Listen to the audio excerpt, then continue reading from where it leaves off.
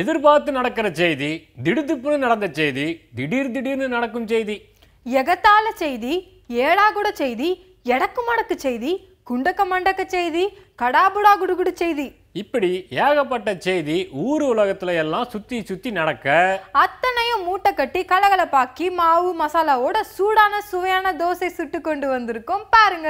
தந்தனக்க தந்தனக்க தந்தனக்க தந்தனக்க. பாரு பாரு நியூஸ் பாரு வாய்ஸ் சொல்ல சொல்ல விரியும் நல்லாதானே புரியும்.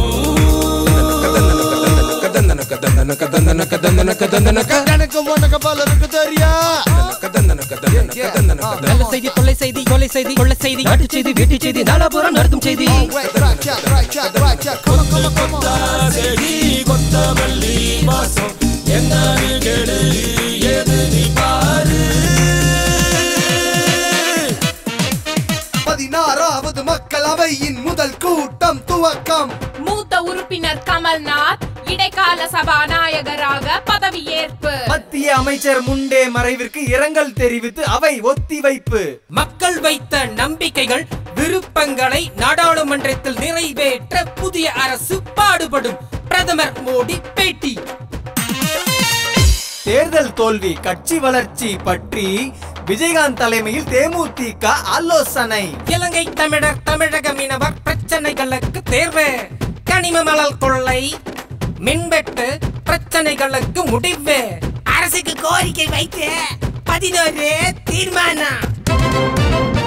கடலோரம் எடுத்த மணலில் கனிமங்களை பிரிக்கும் போது கதிரியக்க தாக்கம் பற்றி மருத்துவ குழு ஆய்வு வேண்டும். உயர்நீதிமன்றத்தில் வழக்கு. மீனவர் அமைப்பு தாக்கல். சூப்பரான செய்தி, நம்ம செய்தி.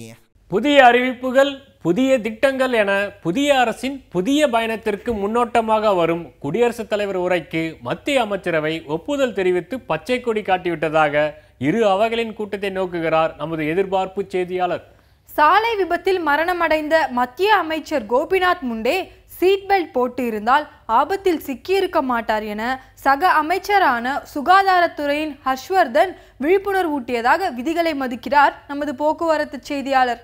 நாடு முழுக்க அனைத்து பள்ளிக்கூட வளாகங்களிலும் கேடு விளைவிக்கும் நொறுக்கு தீனிக்கு விரைவில் தடை விதிக்கப்படும் என்று மத்திய குழந்தைகள் மேம்பாட்டுத்துறை அமைச்சர் மேனகா காந்தி கூறிவிட்டதாக பாரம்பரிய பயிர் வகைகளை தேடுகிறார் நமது எழுத்தியான செய்தியாளர்.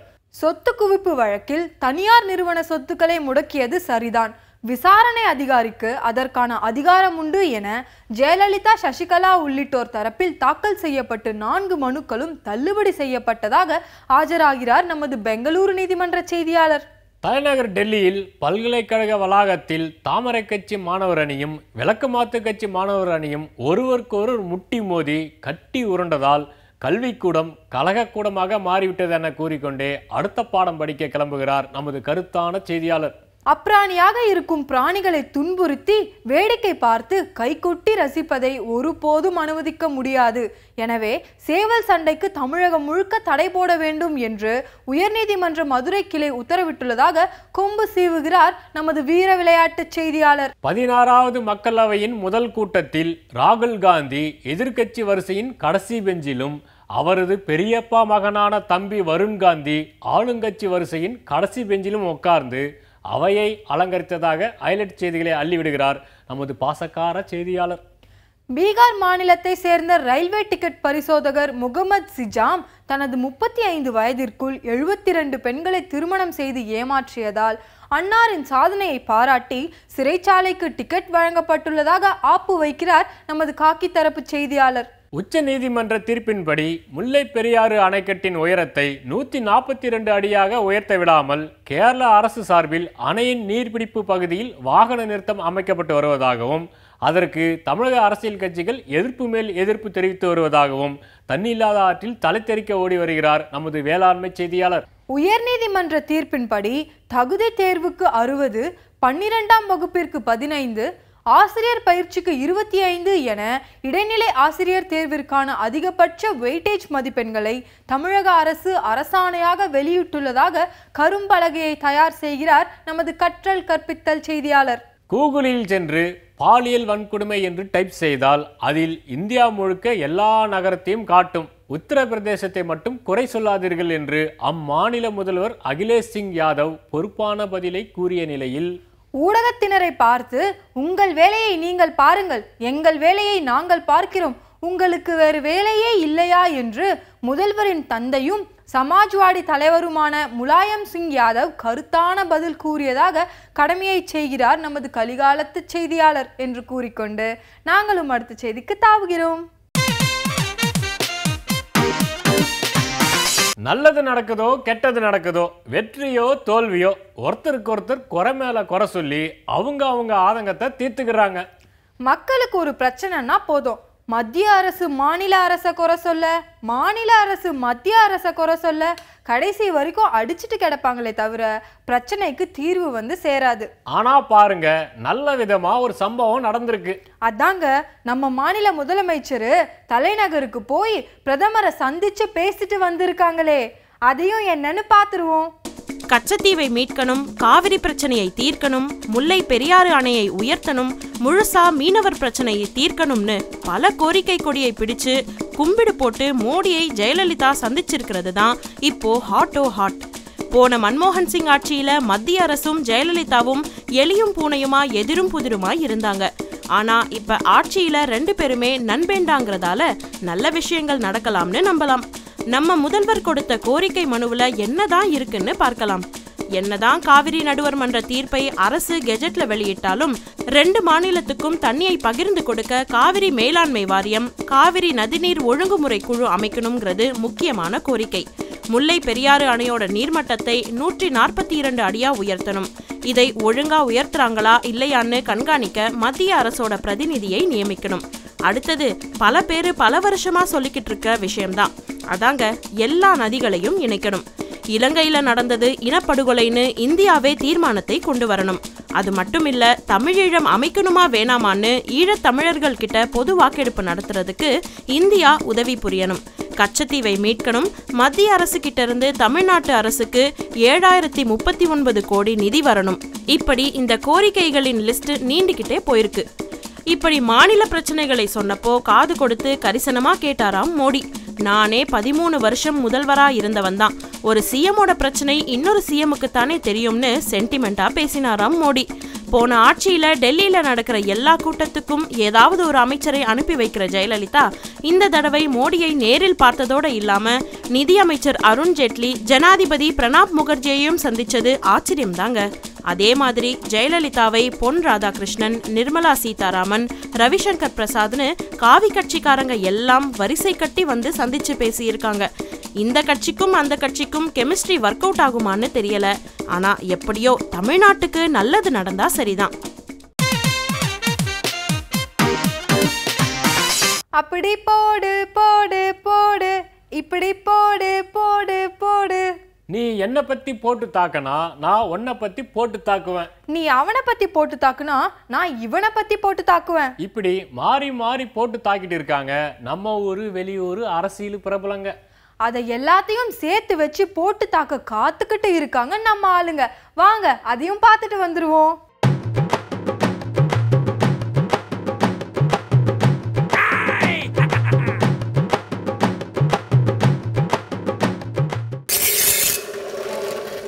இந்த புதுசா பதவியேற்றிருக்க பிஜேபி அரசு பார்த்தீங்கன்னா ராணுவத்தில் 100% அந்நிய முதலீட்டை ஊக்குவிப்போம் அப்படின்னு சொல்லியிருக்காங்க.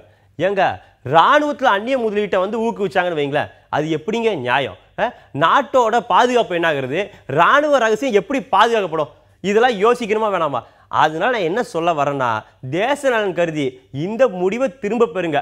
நாட்டுக்கு நல்லதுனவோ அதை பார்த்து கொஞ்சம் சரியா செய்யுங்க. அண்ணாச்சி, ஏன் நாட்டுக்கு நல்லதுனவோ அதை மட்டும் செய்யுங்க சொன்னது நான் இல்லைங்க, பாண்டியன் இருக்காங்களா, அவங்க தான். பலூன் பலூன் பலூன் எதுங்க எனக்கு பெருமை? இத்தனை வருஷமா தமிழ் சினிமாவில் எவ்வளோ சாதனை பண்ணியிருக்கேன், அது பெருமையா? இல்லைங்க. பல வெற்றி படங்களை இயக்கியிருக்கேன், அது பெருமையா? கிடையவே கிடையாதுங்க. பல வெற்றி படங்களை தயாரிச்சிருக்கேன், அது பெருமையா? கிடையாதுங்க. பல பேர் என்னை வசனகர்த்தான்லாம் பாராட்டியிருக்காங்க, அதுதான் பெருமையா? கிடையவே கிடையாதுங்க. எனக்கு எது பெருமைனா, இசைத்துறைக்கு இசைஞானி இளையராஜாவை நான் தாங்க அறிமுகப்படுத்தி வச்சேன், எனக்கு அதுதாங்க பெருமை. பலோன் பலோன் பலோன் இப்படி பெருமையா சொன்னது நான் இல்லைங்க, தயாரிப்பாளர் மற்றும் இயக்குனர் பஞ்சு அருணாச்சலம். ஐஸ் பாலைஸ் கப்பைஸ் குச்சாய்ஸ். பொதுவாக வந்து பார்த்தீங்கன்னா எனக்கு பிறந்த நாள் எல்லாரும் வந்துருங்க அப்படின்னு சொல்லிட்டு இந்த பத்திரிக்கைலாம் அடிப்பாங்க இல்லையா, இன்விடேஷன். அப்படி இன்விடேஷன் அடித்து எல்லாரையும் கூப்பிட்றது எனக்கு பிடிக்காது. ஆனால் இன்றைக்கி பாருங்கள், உங்களை எல்லாரையும் நான் சந்திக்கிறது என்னோட பிறந்தநாள் விழா மட்டும் இல்லை, ஒரு புத்தக வெளியீட்டு விழா. அந்த நேரத்தில் உங்களெல்லாம் சந்திக்கிறது எனக்கு ரொம்ப சந்தோஷமாக இருக்குங்க. அது மட்டும் இல்லாமல் இந்த விழாவில் உட்காந்துருக்காரே பஞ்சு அருணாச்சலம் அண்ணன், என்ன மாதிரி ஆளுங்க பாருங்க. நம்ம சூப்பர் ஸ்டார் ரஜினிகாந்துக்கும் சரி, உலகநாயகன் கமலஹாசனுக்கும் சரி, ஒரே நேரத்தில் 6லிருந்து 60 வரை, அது மட்டும் இல்லாமல் கல்யாணராமன் 2 கதையை எழுதி ஒரே வாரத்தில் ரிலீஸ் பண்ணி 2 ஹீரோக்களுக்கும் சக்ஸஸை கொடுத்தாரு பாருங்க. அது நம்ம பஞ்சு அருணாச்சலம் மட்டும்தாங்க முடியும். நான் யோசிச்சிருக்கேன், இது எப்படியா சாத்தியம், எப்படி இந்த மனுஷன் பண்ணுறாருன்னு. நீங்களும் நல்லா யோசிச்சு பாருங்க. ரஜினி கமல் இவங்க 2 பேருக்குமே நல்ல வெற்றி படங்கள் கொடுத்த ஒரே ஒரு தயாரிப்பாளர் யாருங்க? நம்ம பஞ்சு அருணாச்சலம் அண்ணன் தான். அந்த அண்ணன் வந்து என்னை இங்கே வாழ்த்துனது அண்ணே ரொம்ப சந்தோஷமாக இருக்குண்ணே. அது மட்டும் இல்லாமல் என் பிறந்தநாள் அன்றைக்கி நான் மரம் வேறு நட்டுருக்கேன். என் பாட்டிலே கூட ஒரு பாட்டில் சொல்லியிருக்கேன், மரத்தை வச்சவன் தண்ணி ஊற்றுறா அப்படின்னு. இனிமேல் நானும் டெய்லி வந்து தண்ணி ஊற்றுங்க, நீங்களும் மரம் நடுங்க, நாட்டை காப்பாற்றுங்க. ஐஸ் இந்த மாதிரி பஞ்சு அருணாச்சலம் அண்ணனாவே வந்து பெருசாக கும்பிட்டது நான் இல்லைங்க, இசைஞானி இளையராஜா. ஐஸ் பாலைஸ் கப்பைஸ் குச்சாய்ஸ். பூவு பூவு பூவு முல்லைப்பூ மல்லிப்பூ ஜாதிப்பூ பூவாங்களையோ பூவு. காங்கிரஸ் கட்சியோட தோல்விக்கு உண்மையான காரணம் என்ன அப்படின்றத முதல்ல கண்டுபிடிக்கணும். காங்கிரஸ் கட்சியை பலப்படுத்தணும். அதுக்கு முதல்ல நாம் எல்லாரும் ஒத்துமையாக செயல்படணும். அதை விட ஒரு முக்கியமான ஒரு விஷயம் என்ன தெரியுமா? கட்சியை பலவீனப்படுத்துகிற வகையில் எந்த ஒரு செயல்பாட்டிலையும் நாம் இறங்கக்கூடாது. அதை விட ஆக்கப்பூர்வமான ஒரு எதிர்கட்சியாக செயல்பட வேண்டியது காங்கிரஸ் கட்சியோட கடமை. அதை கட்சி பார்த்துக்கும். பூவு பூவு பூவு இப்படி கட்சிக்காகவாது ஒத்துமையா இருங்கப்பா அப்படின்னு சொன்னது யாருன்னு கேட்குறீங்களா? வேற யாரு? ஜி.கே. வாசன். இந்தியாவிலைங்க உத்தரப்பிரதேசம், ஆந்திரா, மகாராஷ்டிரா போன்ற மாநிலங்கள் எல்லாம் அங்கே சட்டமன்றத்தில் 1 லட்சம் கோடி ரூபா அப்படிங்கிற அளவுக்கு நிதிநிலை அறிக்கையை தாக்கல் பண்ணியிருக்காங்க. ஆனால் தமிழ்நாட்டில் பார்த்தீங்கன்னா 2011ஆம் ஆண்டுலேருந்தே இந்த அளவுக்கு நிதிநிலை அறிக்கையை நம்ம அம்மா தாக்கல் பண்ணியிருக்காங்க. அந்த பெருமையெல்லாம் நம்ம தமிழ்நாட்டு முதலமைச்சருக்கு தாங்க சாரு. அது மட்டும் இல்லைங்க, இந்தியாவில் இருக்கிற விவசாயிகளில் 7% விவசாயிகள் தமிழ்நாட்டில் தாங்க இருக்கிறாங்க. கிட்டத்தட்ட 49 லட்சம் ஹெக்டேர் சாகுபடி இங்கே செய்கிறாங்க. அந்த அளவுக்கு விவசாயம் பெரிய லெவலில் நடக்குதுங்க. அதனால் எத்தனையோ விவசாயிகள் பயன்படுறாங்க. நான் என்ன சொல்கிறேன்னா, இந்த விவசாயம் சம்மந்தப்பட்ட ஆராய்ச்சியாளர்கள்லாம் நிறைய புது புது கண்டுபிடிப்புகளை கண்டுபிடிச்சி விவசாயத்தை முன்னேற்றணுங்க. அவங்க கொஞ்சம் கடுமையாக உழைக்கணும். அது மட்டும் இல்லைங்க, 2025ஆம் ஆண்டில் பெரிய அளவில் தண்ணி பஞ்சம் வரும்னு இப்போ சொல்கிறாங்க ஆராய்ச்சியாளர்கள்லாம். அதனால் நம்ம இப்போ இருந்தே நிறைய விஷயங்களெல்லாம் கண்டுபிடிச்சி தண்ணி பஞ்சம் வராத அளவுக்கு பார்த்துக்கணுங்க. ஆமாம், இப்படி தண்ணிக்கே தண்ணி காட்டுவோன்னு சொன்னது நான் இல்லைங்க, வேளாண் துறை அமைச்சர் அக்ரி கிருஷ்ணமூர்த்தி. மாட்டை கடிச்சு மனுஷனை கடிச்ச கதையா?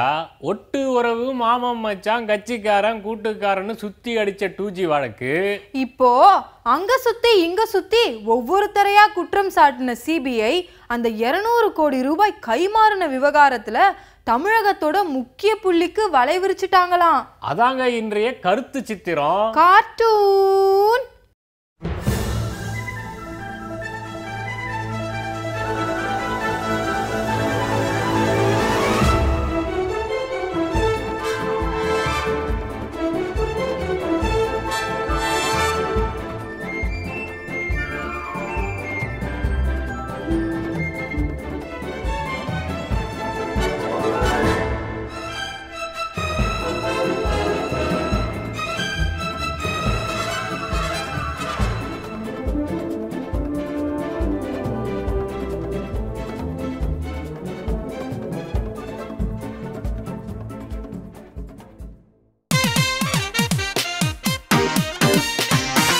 இந்த அரசாங்க பேருந்துகள்லாம் ஒரு காலத்தில் பேர்களோடு ஓடிச்சு. ஆமாம், கட்டபொம்மன், திருவள்ளுவர், தீரன் சின்னமலை, திருவள்ளுவர், ஒன்று பல்லவன், மெட்ராஸில் பல்லவன் இன்னும் அப்படி ஓடிக்கிட்டு இருந்துச்சு.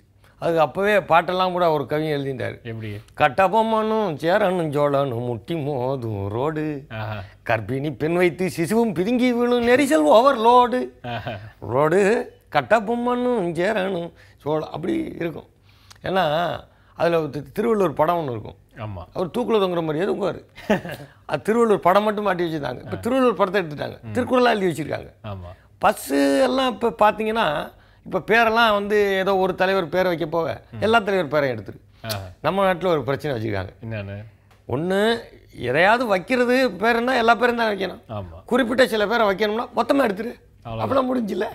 அப்படி ஒரு கதையை முடிச்சிட்டாங்க. முடிச்சுட்டு இப்போ கோட்டம்னு வச்சுட்டாங்க. ஏற்கனவே பசு பூரா முக்கா கோட்டத்தெல்லாம் ஓடும், அதுக்கு பேர் வேற கோட்டம்னு வச்சுட்டாங்களா. விழுப்புரம் கோட்டம், அது நல்ல கோட்டம். வீலே ஒரு மாதிரி ஆறு நடிக்கையிலே பார்த்தீங்கன்னா இப்போ ப்ரைவேட் பஸ்ஸில் ஆறு நடிச்சாங்கன்னா டக்கு அப்படி ஓட்டும் விடாதுமா. ஆனால் அரசாங்க பஸ் ஆறுன்னு மட்டும் பாருங்க, வரேன் எல்லாம் ஒதுங்கிங்க ஓடிருங்க, அப்படித்தான் இருக்கும். சில சவுண்டே வராது, லைட்டாக வரும். நம்ம நாட்டிலேயே மனுஷன் பூரா எரும மாடாக மாறிக்கிட்டு இருக்கான். ஆமாம். அவன் எதுவும் ஒதுங்கிறது இல்லை, அரணுக்கெல்லாம் அப்படி போய்கிட்டு இருக்கான். நின்று முறைக்கிறான், வரமாட்டியா அருண் அடிக்கிற அப்படிங்கிறான். இது பஸ்ஸை பார்த்தீங்கன்னா இதில் பஸ்ஸே கோட்டம்னு ஏகப்பட்ட பஸ்ஸு. இதில் ஒவ்வொரு ஆட்சிகளும் மாறினோடனே நான் 10,000 பஸ் விட்டேன், நான் 5,000 பஸ் விட்டேன், அது விட்டேன் இது விட்டேங்கிறாங்க. இந்த பழைய பஸ்ஸெல்லாம் எங்கடான்னு பார்த்தா அதான் இதில் வேடிக்கை. ஒரு டெப்போலேருந்து இன்னொரு டெப்போவுக்கு போயிடுது. கிராமத்துக்கு போகிற வண்டியை இந்த பழைய பஸ்ஸெல்லாம் விட்டுறது. அது எங்கேயாவது போய் புளிய மரத்தை பார்த்து முட்டிக்கிட்டு நிற்கும். ஏற்கனவே வந்து கிராமத்தில் சாலைகள் வந்து மேடு பள்ளமாக இருக்கும். இந்த பழைய ஓட்டலாம் அங்கே அமுச்சு விட்டா அப்புறம் புளிய மரத்துக்கு தான் போகும். அதுவும் எல்லா அரசாங்க பஸ்லையும் ஆஃப் பண்ணுறதுக்கு மட்டும் ஒரு நட்டில் கட்டி ஒரு உயரில் தாங்க தொங்குது. அது பிடிச்சி தொங்கிட்டு பாப்பா, அவன் பிடிச்சிட்டு இழுத்தா கியர் 2 ஆட்டுனா அது புரின்னு பேத்துட்டு வந்துடும். ஆமாம், ரொம்ப சிரமப்பட்டாருன்னா அவ்வளோதான். ஆமாம், அது ஏதோ கண்ட்ரோலில் ஓடிக்கிட்டு இருக்கு. இதுலையே அப்புறம் டீசல் பெட்ரோல் போடுறத நீங்களே போய் போட்டுக்குங்க அப்படின்ட்டாங்களா. இப்போ அதுவே டியூட்டி முடிஞ்சு அவன் வீட்டுக்கு போக முடியல. டியூட்டி 8 மணி நேரம் முடிஞ்சா வீட்டுக்கு போனோம்னா இப்போ டீசல் ஃபுல் பண்ணிட்டு தான் போகணும். அவன் மாட்டிக்கிட்டான். பஸ்ஸே இப்போ ரோடுகளை பெருசாக போடுறாங்க, பஸ்ஸு நல்லதாக இருக்கா? பிரேக் அடித்தா எனக்கு என்னன்ட்டு போய் நிற்கிது. ஏன்டா ரொம்ப சிரமப்படுத்துறேன்னு பஸ்ஸு போய் நின்று யார் மேலேயாவது மோதி தான் நிற்கிது. இல்லை, சில இடத்துல இப்போ கண்டக்டர் வந்து இறங்கி ஓடி போய் கட்டையெல்லாம் போடுவாப்புல, போட்டுக்கலாம். அது கிரீடு ஓடி போய் கட்டை போட்டுவாப்புல, கரெக்டாக வந்து டிரைவர் கரெக்டாக நேரம் நிறுத்துவாப்புல. அந்த மாதிரி பஸ்ஸு இருக்குது. இப்போ நீங்கள் இந்த பெட்ரோல் டீசல் சொன்னீங்களே, ஒரு இடத்துல டீசல் போடலான்னு டிரைவர் சொல்லிக்கிறாரு, கண்டக்டர் வந்து வேற இடத்துல டீசல் போடலான்னு சொல்லிக்கிறாரு. ஏதோ அவங்களுக்குள்ள பிரச்சனை பண்ணி பஸ் ஸ்டாண்ட்லேருந்து பஸ்ஸை எடுத்துகிட்டு போகிறப்ப வழிநடை சண்டை போட்டே வந்துக்கிறாங்க. சண்டை போட்டே வந்ததுல பயணிகள்லாம் பயந்துட்டாங்க. இவங்க இதில் ஓரமாக போயிட்டு இருந்தாங்க, ஒரு டிவிஎஸ் 50ல் அவங்க மேலே அடித்து ஸ்பாட்லேயே 3 பேர் செத்து போயிட்டாங்க. அப்புறம் மக்கள்லாம் இறங்கி அவன் டிரைவர் கண்டையெல்லாம் பிடிச்சி அவங்க ஓடிவிட்டாங்க. பஸ்ஸை எரிச்சு விட்டாங்க. இது மாதிரி இப்படி நடக்குது. இது ஒரு பஸ்ஸு, இது ஒரு பஸ்ஸு, இப்படி பல சம்பவங்கள் நடந்துக்கிட்டே இருக்கு. ஆனால் பஸ்ஸு புதுசாக வருது. இப்போ ஸ்மால் பஸ்ஸுனாங்க, இதில் சின்ன இருக்குன்னாங்க, அதை மறைக்கணுன்னாங்க, அதுவாவது புதுசாக வந்துருக்கு. இந்த அரசாங்க பஸ்ஸுகள் படுற பாடு, பஸ்ஸுகளும் போக்குவரத்துகளுக்கு பாடு, அடே அப்பா, அது எல்லாம் ஆரனே இல்லாமல் சவுண்டு கொடுத்துட்டு தான் போகுது. கடகடன்னு ஏறி உட்காந்தா, கன்னியாகுமரியில் ஏறி உட்காந்தவன் வந்து இறங்குறதுக்குள்ளேயும் அப்படியே நாளைக்கு இதே சட்டையை போட்டுடலாம்ல, ஒரு வாரம் போடுவேன் அப்படின்ட்டு சட்டையை மாட்டிட்டு ஏறி உட்காந்துருப்பாரு. தெரியும் வந்து இறங்கையில் எங்கேயோ பார்த்தது மாதிரி இருக்கம்மா, பெத்த அப்பாவே பார்த்து எங்கேயோ பார்த்த மாதிரி இருக்கு, ஃபாதர் அப்போ எங்கேயோ பார்த்த மாதிரி இருக்கு, அப்படி கொண்டு வந்து இறக்கிடுவான். வெளியே போய் வருவானுங்க சில பேர். ஆமாம், செத்து போய் பக்கத்தில் இன்னைக்கு ட்ராவல் பண்ணின்னு வச்சுங்க, முடிஞ்சிச்சு. ஆமாம், இதில் வேலை பார்க்குறவங்களோட நிலைமையை யோசிச்சு பாருங்க. இதை நம்பி ஓட்டிகிட்டு வர்றது. இதுலேயும் இப்போ கண்டக்டரு தனியாக இருக்கக்கூடாது, டிரைவரே டிக்கெட் போட்டுக்கணும். 2 பேர், நீ டிக்கெட் போட்டுக்க, நீயும் ஓட்டிக்க. எல்லாம் இப்போ டபுள் பர்பஸ் வேலைகள் தான் செய்யணும். அவன் எப்படியோ வந்து சேருது. பஸ்ஸு மாறின பாட்டை காணும். ஆனால் பஸ்ஸுகள் அதிகமாக வந்துக்கிட்டு இருக்கு. ஆக்சிடெண்ட் அதுக்கு மேலே நடக்குது. இது ஏதோ ஒரு பெயிண்ட் அடித்து விளையாடுற விளையாட்டாகவே ஆகிப்போச்சு. ஒருத்தன் வந்தால் அவங்க மாற்றுறது, அவங்க வந்தால் இந்த கலர் மாற்றுறது, கலர் மாற்றி பெயிண்ட் அடித்து விளையாடுற விளையாட்டாக மக்கள் உயிரோடு விளையாண்டுக்கிட்டு இருக்கோம். மத்திய செய்தி, மாநில செய்தி, ஊரக செய்தி, உலக செய்தி, சட்டமன்ற செய்தி, நாடாளுமன்ற செய்தி, நீதிமன்ற செய்தி, மக்கள் மன்ற செய்தி, வந்த செய்தி, வரப்போற செய்தி, நொந்த செய்தி, நோகடிக்கிற செய்தி, வெந்த செய்தி, வீணா போன செய்தி, எல்லா செய்தியும் நல்லா பார்த்திருப்பீங்க. இருந்தாலும் இன்னைக்கு நாளைக்கு நடக்கிற விஷயத்தை எல்லாம், மிச்ச சொச்சம் மீதி இருக்கிறதை எல்லாம் பார்த்து ரசிக்க அடுத்த பேப்பர் தோசை வரும் வரைக்கும் காத்திருங்க. தந்தனக்க தந்தனக்க தந்தனக்க தந்தனக்க. இன்னும் பல செய்தி சுவையாய் வருது, தர்பார் தருது, சூடாய் வருது. சூப்பரான செய்தி நம்ம செய்தி